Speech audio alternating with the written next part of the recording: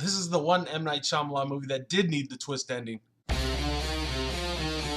All right, everybody, how you doing? Hope you guys are doing good. Today's review is going to be for the new sci-fi movie After Earth, starring Will Smith and his son Jaden Smith. Actually, it stars the son more than Will Smith, and you know it's kind of like father and son torch passing crap.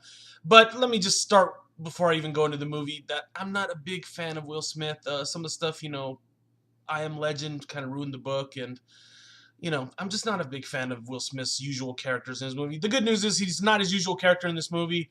He's hardly in the movie that much. It's more about the sun.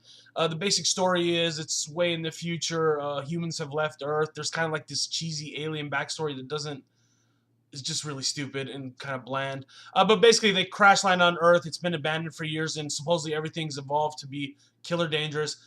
Will Smith's hurt, so the son has to find the other part of the ship, to do their emergency beacon. It's basically A plus B plus C, equals very straightforward, very unspicy, no punch at all.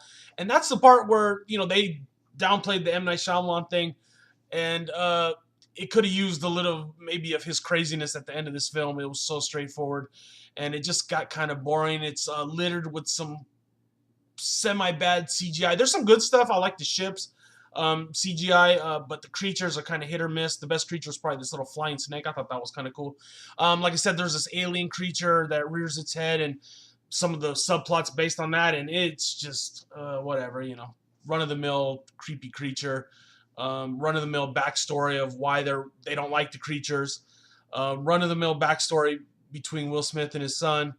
Let me say some of the stuff I did like.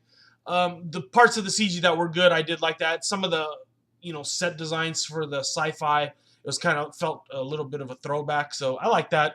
I liked his little weapon thing he had. I thought that was kind of cool, even though it's really CGI-ish. And I didn't think Jaden Smith was as bad as I thought he was going to be. I heard that he fumbled through some scenes and stuff. I thought he did okay. I'm sure he'll, no matter what, he's going to be in movies. And the one other cool thing I really liked probably the best thing about the movie was his little suit that he had. And it's kind of like this little suit that changes, and he has like a little communication device. I thought that was probably the coolest, most subtle sci-fi thing in the movie was the suit. Besides that, it's one of those movies you watch on a Saturday when you're bored on cable. Don't pay your money in the theater to watch. It's not worth it. 3 out of 5 stars. Rent it. Not as bad as I actually thought it was going to be, so I can say that's a positive. But it's, run-of-the-mill science fiction story you've seen 1,000 times, and it could have really used something special at the end, or a little more twisty or curves or something, not just such a linear boring story. 3 out of 5. I'm being nice. All right, guys, see you soon.